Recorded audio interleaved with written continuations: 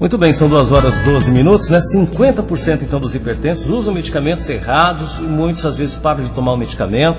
Agora, olha uma matéria interessante que está no nosso site viverbembrasil.com. Um copo de suco de beterraba pode ajudar a reduzir a pressão, de acordo com um novo estudo da Associação Americana de Hipertensão. O estudo envolveu 8 mulheres e 7 homens que tinham pressão arterial sistólica entre 140 a 159 milímetros de mercúrio e que não tiveram outras complicações médicas e não estavam tomando medicação para a pressão arterial. Os participantes bebiam 250 ml de suco de beterraba ou de água contendo uma pequena quantidade de nitrato, uma substância que tem na beterraba, e teve sua pressão arterial monitorados por 24 horas. De acordo com a pesquisa, pessoas com pressão alta que beberam 250 ml de suco por dia tiveram redução da pressão arterial. Porém, os médicos disseram que ainda não encontraram elementos que provam que a beterraba pode realmente ser usada como suplemento para a saúde. Então, fica o aviso. Foi feita a pesquisa, se identificou nesse grupo de pessoas, né, que reduziu, mas segundo os médicos ainda não encontraram elementos que provam que a beterraba pode realmente ser usada como suplemento para a saúde. Porque daqui a pouco o pessoal vai tomar suco de beterraba, né? E não pode, não é bem por aí. O caminho não é esse, tá? Tem que sempre procurar o seu médico, né? Saber como é que é, para ter a monitoração, para saber como é que anda a sua pressão. A pressão sanguínea é registrada como tipicamente 2 números. A pressão arterial sistólica, o que é o número mais alto, o mais elevado, mede a pressão nas artérias quando o coração bate. E a pressão arterial diastólica, que é a parte inferior e a de menor número. Ela equivale à pressão do sangue nas artérias entre os batimentos cardíacos. A gente está recebendo hoje aqui, dá uma boa tarde para ele, o Israel Marinho, que é nutricionista, e a gente vai falar sobre alimentação saudável para os idosos, inclusive entra até nessa questão do hipertenso, né? Porque geralmente a hipertensão está muito ligada aos idosos. Não que só os idosos tenham hipertensão, não é isso, mas está mais ligado a pessoas com maior idade. Tudo bem, Israel? Boa tarde. Tudo bem, Anny? Boa tarde. Prazer estar mais uma vez aqui com você.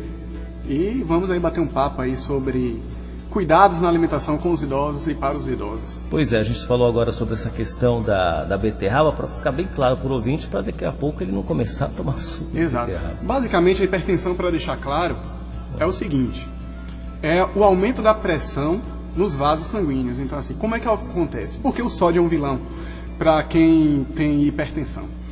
O sódio, ele tem o poder de carregar água para si. Então, a partir do momento que a pessoa consumiu sódio, esse sódio vai cair na corrente sanguínea. E o que é que ele vai fazer dentro da corrente sanguínea? Ele vai puxar mais água.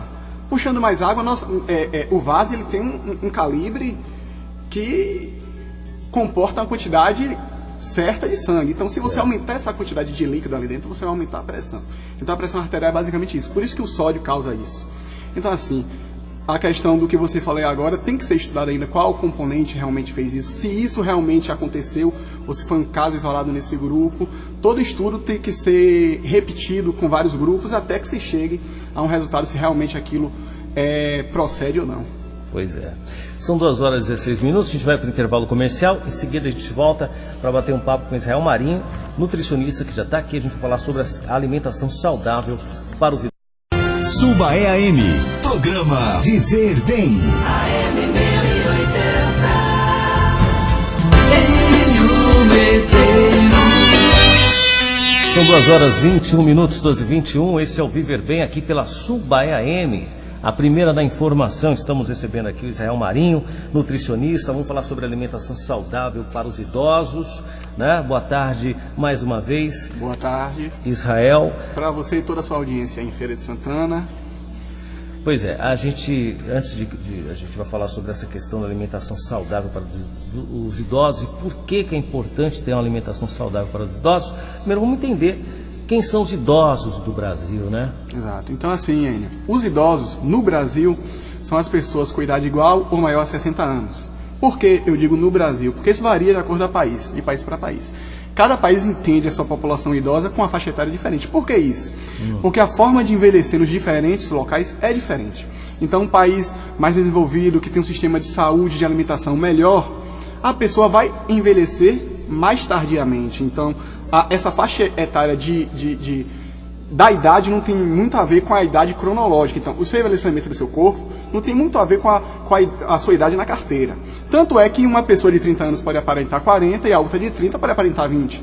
Então, é justamente por isso. Então, no Brasil, um país em desenvolvimento, e a maioria dos países em desenvolvimento, adotaram a idade a partir dos 60 anos.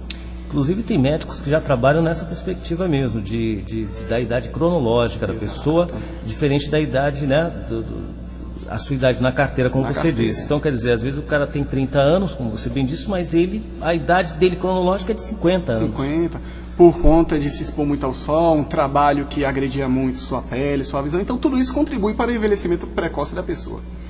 E aí tem que se tomar cuidado, né? Com certeza. E quais são as principais alterações físicas nessa pessoa idosa, Israel? Então, assim, o Brasil hoje está chegando a, pelo menos, a última informação em 2010, mais de 10% da população hoje já é idosa. Isso é um cálculo de mais de 20 milhões de pessoas. Então, é um número que tende a crescer. A população brasileira, a população de idosos cresce mais do que a própria população geral. Então, a população está envelhecendo. Então, o futuro de todo mundo, não tem como correr, é você chegar a essa fase. Então, por que não ter um olhar mais atento, ter um olhar mais cuidadoso? Então, com o decorrer do tempo, nosso corpo começa a ter várias alterações. Então, as principais alterações que a gente vai observar no idoso são as seguintes. Primeiro, a perda de tecido muscular. Isso é normal. O idoso ele vai perder mais tecido muscular e adquirir mais massa gordurosa. Então, assim, por isso o idoso ele precisa de uma alimentação com menor quantidade de caloria. Porque quem consome a caloria do nosso corpo é a massa magra. Se você tem menos massa magra, você precisa de menos. Então, essa é a principal alteração. A redução do peso também é acompanhada com a redução de altura. Então, as pessoas... muitas vezes você vai ver um idoso e falar, eu tinha 1,71 m, hoje eu estou com 1,69 m, eu estou diminuindo. Realmente acontece isso. Porque com o tempo, a própria estrutura vai se achatando, a perda também da musculatura também faz com que diminua. Então, isso aí já é um parâmetro para a gente observar de forma um olhar mais carinhoso para o idoso. Ele também perde a saliva, tem diminuição significativa do paladar e de toda a sensibilidade do corpo. Então, ele percebe as coisas de forma diferenciada.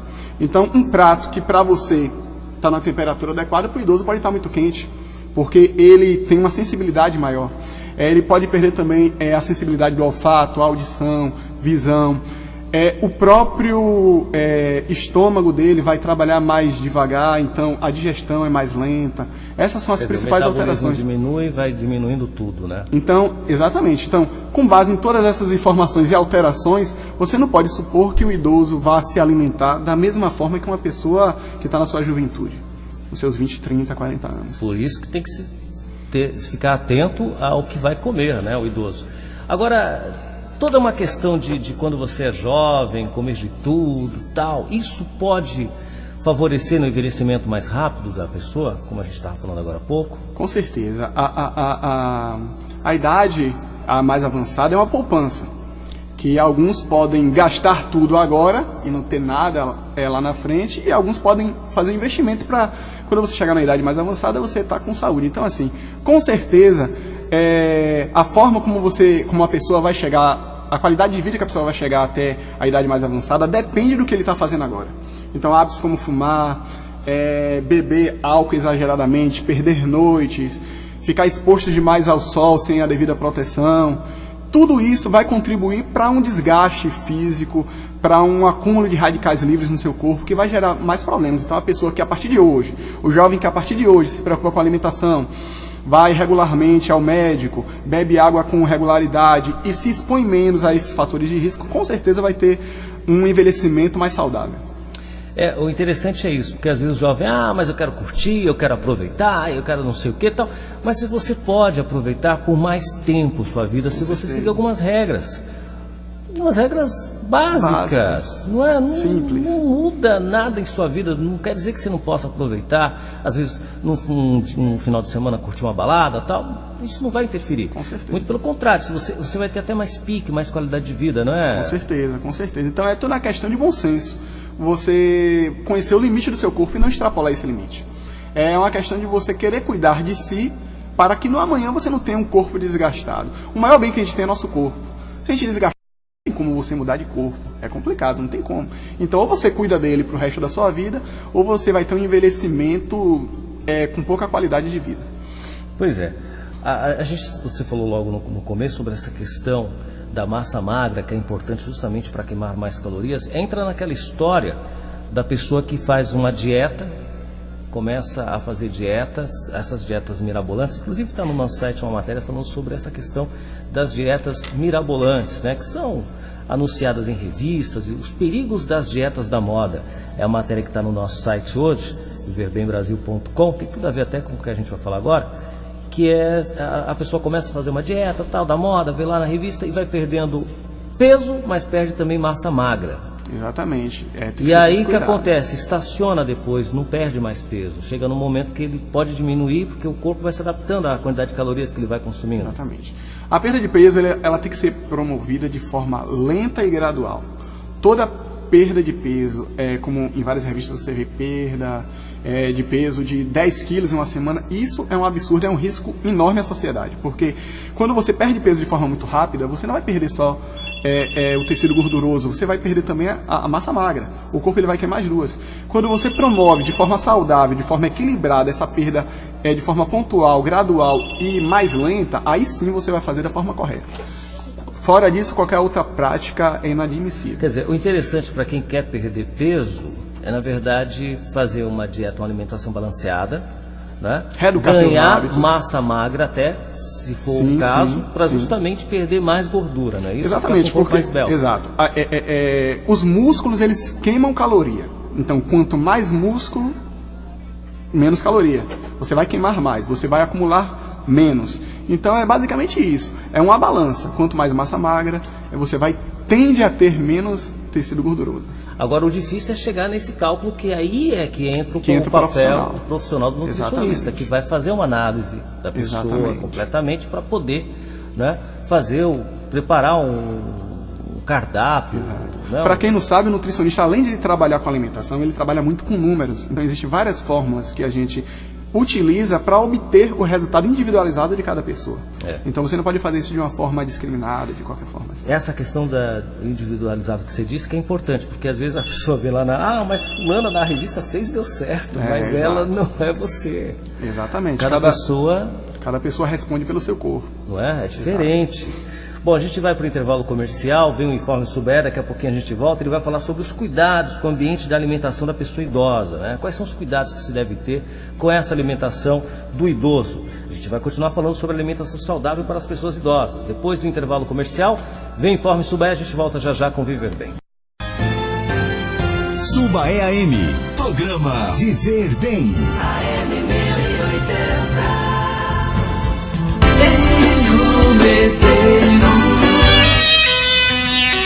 São 2h34, 2h34, este é o Viver Bem aqui pela Subaé AM 1080, a primeira na informação. Deixa eu abraçar a Joyce Farta, nossa ouvinte amiga aqui do nosso Israel Marinho.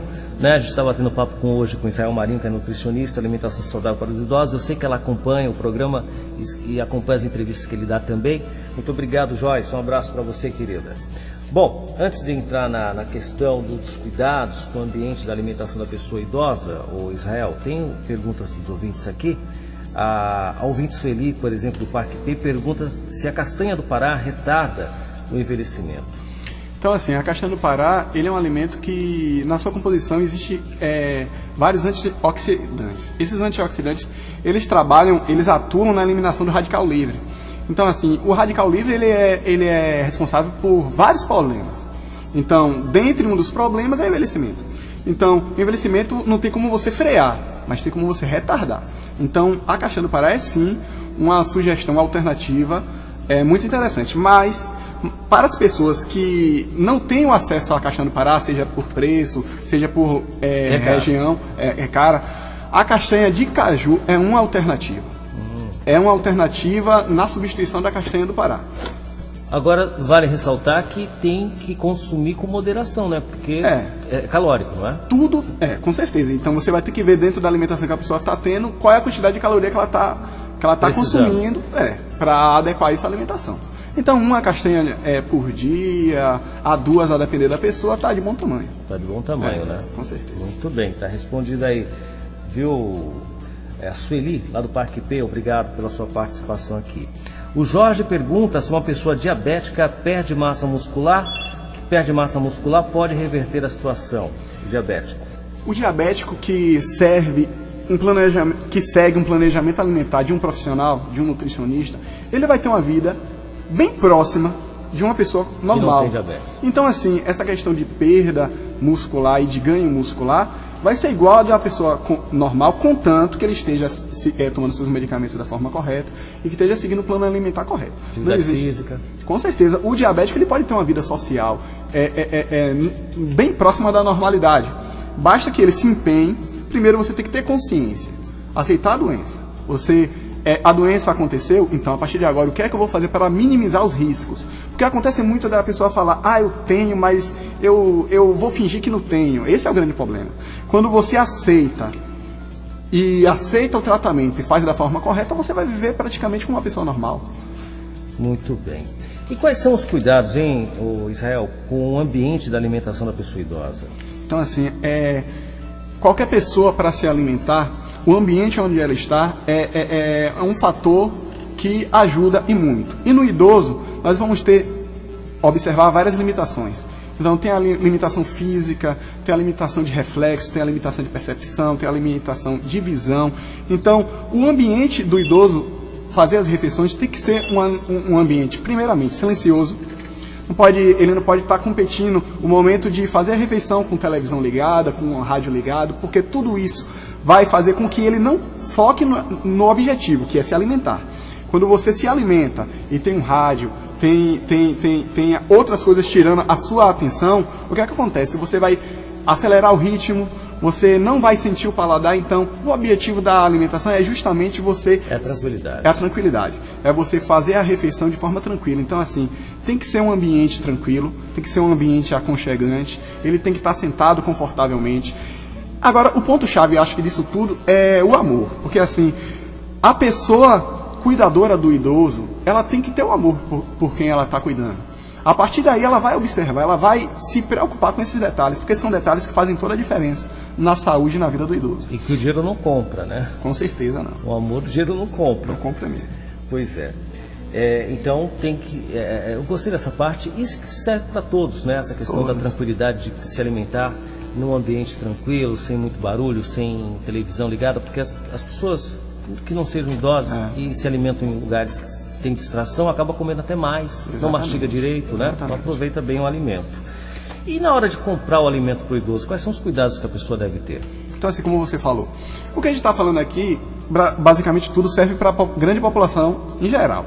Mas a gente enfatiza para o idoso, porque primeiramente, o idoso, ele tem suas limitações, como a gente já falou, ele tem uma imunidade mais delicada, então assim, todo cuidado que a gente faz para uma pessoa normal tem que ser redobrada para o idoso, justamente por causa dessas limitações.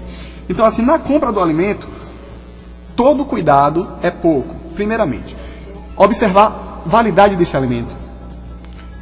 Tem que ter um cuidado muito forte nisso, porque uma pessoa normal, às vezes, vai até resistir, porque tem um sistema imunológico mais forte, mas o idoso não. O idoso ele tem um sistema imunológico normalmente mais delicado, diminuído. Então, assim, qualquer agressão a esse sistema pode ser uma coisa irreversível até para ele. Então, assim, observar a validade do alimento, observar se for questão de enlatado, se está amassado ou não.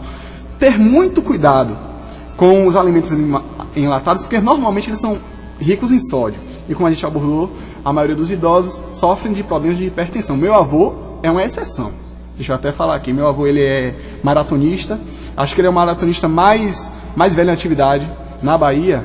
Joaquim Gouveia, historiador também. Ele está com mais de 70. Ele não toma um remédio.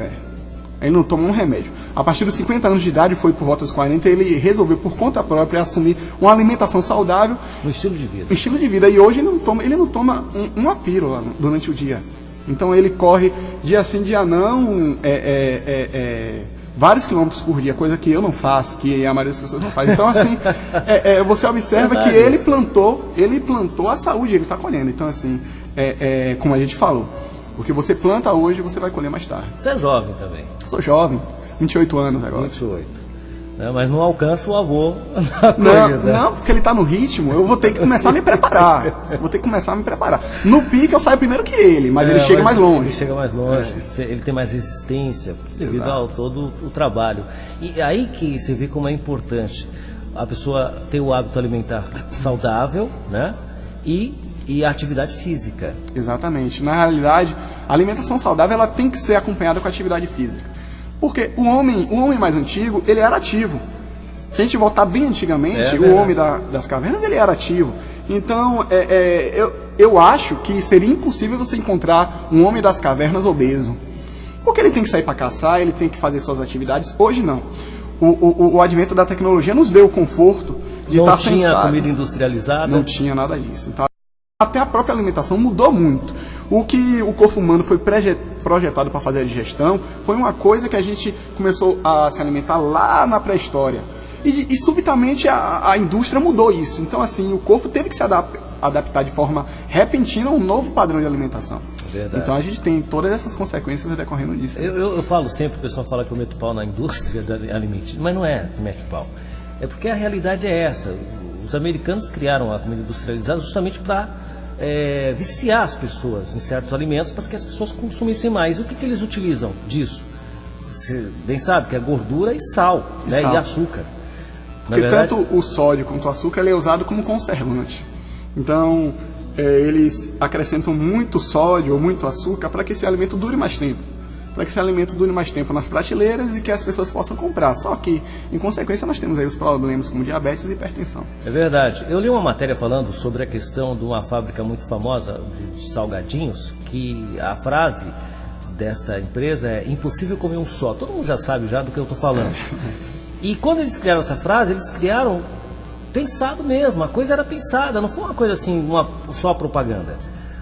Eles fizeram um estudo de como eles iam colocar a quantidade de ingredientes ali para que as pessoas viciassem e falassem, pô, é impossível comer um só mesmo. Não tem como. Não é? E isso vem há quantos anos já? Existem estudos, como você falou no outro programa, voltados para isso mesmo. Então, é justamente isso. Mas eu gostei de saber que seu avô é maratonista aí, é um exemplo para muita gente que às vezes fala, poxa, tal.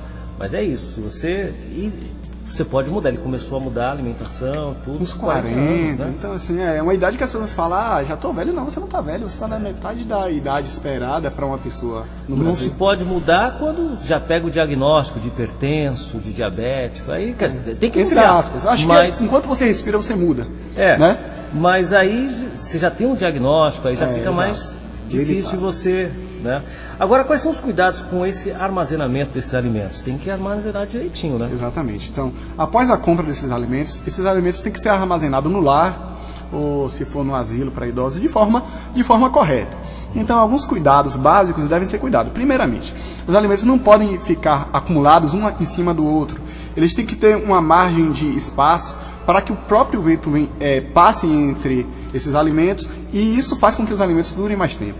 O alimento, quando ele fica acumulado, ele gera um calor e aí acelera o processo de deteriorização. Ter cuidado com o condicionamento. Os alimentos refrigerados realmente devem ficar refrigerados, que é na temperatura entre 5 e 8 graus, e os congelados abaixo de 18 graus. Então, você tem que olhar o rótulo. O rótulo pede para esse alimento ficar congelado, congele. Pede para ficar refrigerado, refrigere. Observar também alterações quanto à textura desse alimento. Então, ele está armazenado. Então, ele alterou a sua cor natural que você espera. Esse alimento, com certeza, já tem alguma bactéria fazendo alguma coisa ali. Então, observar também, para alimentos congelados, sinais de degelo. Até na hora da compra, você vai comprar um alimento que é para estar congelado e você percebe que tem um pouquinho de água. Então, pode ser que aquele freezer tenha sido desligado à noite. E mesmo ele com a data de validade boa, já pode ter comprometido, porque o armazenamento foi inadequado. Então, o armazenamento é muito importante mesmo para isso aí. E serve também para quem não é idoso. Vale ressaltar, para o idoso um cuidado especial, justamente como ele disse. As defesas não são como a de uma pessoa jovem, não é verdade? Agora, quais são os cuidados contra a preparação desse alimento da pessoa idosa? Então, assim, primeira coisa que deve se observar é o estado desse idoso. O idoso, ele pode ser um idoso bem ativo, como é o exemplo do meu avô, mas ele pode ser um idoso debilitado, que está em cima da cama. Então, existem idosos que usam próteses dentárias e outros que não. Existem idosos, como a gente falou, que têm diabetes e que têm hipertensão e outros que não. Então, primeira coisa a observar é qual o nível de mobilidade desse idoso, qual é o nível de consciência desse idoso, qual é o nível... esse idoso ele consegue fazer suas refeições sozinho, então assim, adequar essa refeição à realidade dele, porque cada idoso é uma realidade diferente. Então assim, um dos fatores é potencializar aquilo que ele pode mastigar, então dê alimento que ele pode mastigar. Tem pessoas que falam, mas como eu bater a papinha? Mas ele pode mastigar, você tem que incentivar ele a mastigar. Se essa função dele está funcionando, incentive a ele exercitar essa função. A gente não pode partir para a comunidade de dizer, idoso só come papinha. Tem que observar primeiramente as condições dele. Então, preparar o alimento de acordo com a realidade dele. E na dúvida, o profissional nutricionista, geriatra, vai dar esses conselhos, observar, tirar as dúvidas e falar qual é a melhor forma de preparar essa alimentação. Mesmo porque se ele tem condições de mastigar e você dá só papinha, ele vai perdendo essa função, né? Vai perdendo a função. E aí, com certeza. E na hora de servir essa refeição para o idoso, como é que é? Então assim, na hora de servir a alimentação para o idoso, você tem que ter um cuidado pelo seguinte, porque a sensibilidade do idoso é diferente. Então, um prato, um alimento que esteja numa temperatura que para mim, que para você seja agradável, para o idoso já pode ser um pouco agressivo. Por exemplo, uma dica que a gente dá, vai servir um sorvete para o idoso, ele pode se alimentar com aquele sorvete? Pode. Vai servir, tire ele antes do freezer, deixe uns 3, 4 minutos fora, porque já vai diminuir aquele nível do gelo e já não vai ser tão agressivo. Talvez para você seja prazeroso colocar o sorvete diretamente na boca, mas para o idoso pode ser agressivo. Então assim, tem que ter todos esses cuidados em relação à temperatura, porque o idoso, ele é um ser especial e tem que ser atendido como tal. Então tem que observar isso aí, né? Exato. Muito bom. Agora tem um idoso que é difícil para se alimentar corretamente. Ele, não, eu não vou comer isso, eu gosto disso, não sei o quê. Como é que faz para poder incentivar o idoso a alimentar corretamente? Vamos pegar ele pelo ponto fraco. Vários estudos mostram que os idosos são carentes. Sejam porque a maioria dos seus amigos já se foram, não se encontram, ou porque sua rotina mudou, então eles são carentes. Os idosos gostam de companhia. Se o idoso perceber que na hora que ele vai fazer a refeição é o momento que ele vai sentar na mesa, que tem pessoas que dão atenção a ele, se ele perceber que naquele momento ele vai encontrar as pessoas que ele ama e que amam a ele ali, o momento da refeição vai ser um momento prazeroso, ele não vai correr. Dificilmente ele vai correr.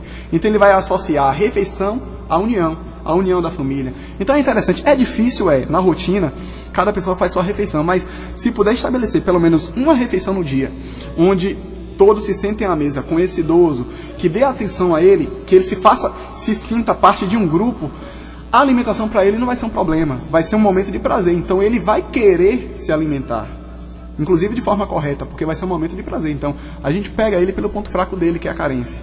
É verdade, isso é importante. Agora também tem que ter cuidado com os utensílios, né? Os utensílios que acaba utilizando aí na hora de servir o idoso. Exatamente. Então assim, a mobilidade do idoso é diferenciada, como já foi dito aqui. Então assim, existem hoje no mercado vários utensílios feitos especialmente por idoso. Existem, por exemplo, algumas peças antiderrapantes para pratos, que você coloca embaixo do prato e evita com que esse prato corra. Dá preferência a pratos fundos, porque o próprio reflexo dele é diferenciado, então o prato fundo dificulta que extravase, que derrame, que queime o próprio idoso. Então assim, esses detalhes têm que ser observados. Potencializar também, em relação a garfos e facas, essas peças não podem ser muito pequenas, porque o ato de pegar as coisas do idoso é diferente. Então, se ele encontra uma peça maior, que oferece contato melhor à sua mão, ao manuseio, para ele vai ser melhor. Em relação às xícaras têm aquelas alças, eu escolhi xícaras que tenham alças maiores, que ele possa segurar de uma forma melhor. Então, você vai potencializar, primeiramente, que ele se alimente sozinho. Se ele pode se alimentar sozinho, que ele se alimente sozinho. E, através disso, você vai usar os utensílios mais adequados para ele.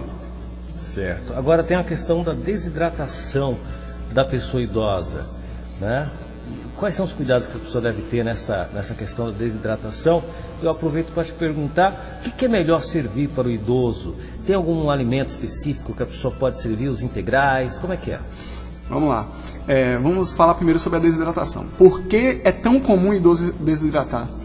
Porque o idoso dificilmente sente sede. A sede para ele é mascarada. Você pode observar que a maioria dos idosos, se você deixar, ele não vai beber um copo de água durante o dia. Porque a sensação da sede para ele já foi mascarada, já foi diminuída. Então ele acha que não precisa. Então você tem que incentivar o idoso a beber água. Todos os momentos, todas as pessoas precisam beber água antes da sede. Mas o idoso tem que ter um cuidado especial. Porque todos os processos no idoso é diferenciado. E essa mascaração da sede, da sensação da sede, vai fazer com que ele não beba água. Então a maioria dos idosos são desidratados justamente por isso. Então a água deve fazer parte da rotina do idoso. Você tem que estar sempre oferecendo. Ofereça e beba junto, que ele vai perceber que não é só para ele, não é um remédio só para ele, é para qualquer pessoa. E ele vai perceber que tanto você quanto ele precisa da água. Vai ser mais fácil para ele aceitar também. Então é basicamente isso aí.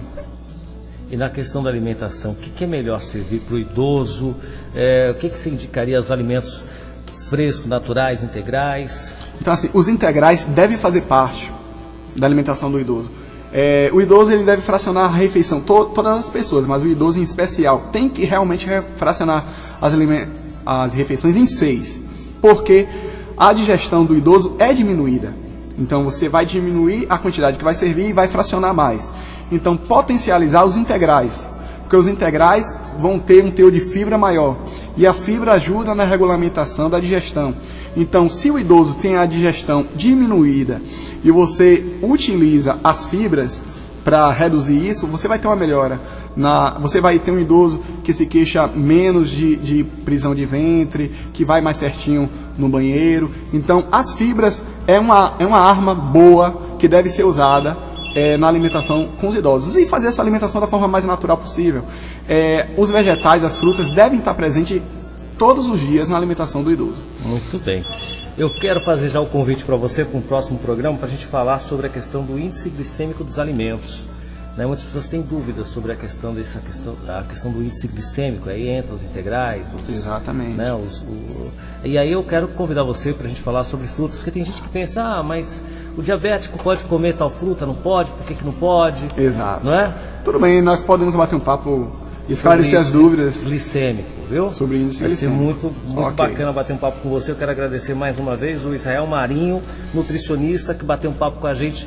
Muito bom aqui sobre alimentação saudável para os idosos. Ainda a gente puxou para outros assuntos aqui e, como sempre, ele saindo muito bem, um grande profissional. Eu queria que você desse seu contato. Muitas pessoas às vezes têm dúvidas, querem saber um pouco mais, conversar com você. Qual o seu contato, Israel? Sim, o meu contato é 75 DDD de feira 8168-9076 8168-9076. A qualquer momento pode ligar que eu vou estar atendendo. 8168-9076. Qualquer Exatamente. dúvida, entre em contato com a rádio aqui, a gente passa o número do Israel. Ou então pelo blog apaixonadospornutrição.blogspot.com. E tem meus contatos lá também. Como é? Apaixonados? apaixonadospornutrição.blogspot.com. Muito bem, vou visitar seu blog também. Tá certo? Agradecer mais uma vez o Israel. Muito obrigado, uma boa tarde para você. A gente vai para o intervalo comercial agora, seu Regis? Tem um intervalo comercial? Ou eu chamo já uma próxima matéria para a gente finalizar o programa? Vamos fazer o seguinte, o tempo está estourado, eu vou fazer o seguinte, eu vou chamar a matéria da Ana Cláudia Morim, aí a gente vai entrar depois com um break só, tá bom? Dia Internacional da Hemofilia, SUS garante tratamento preventivo.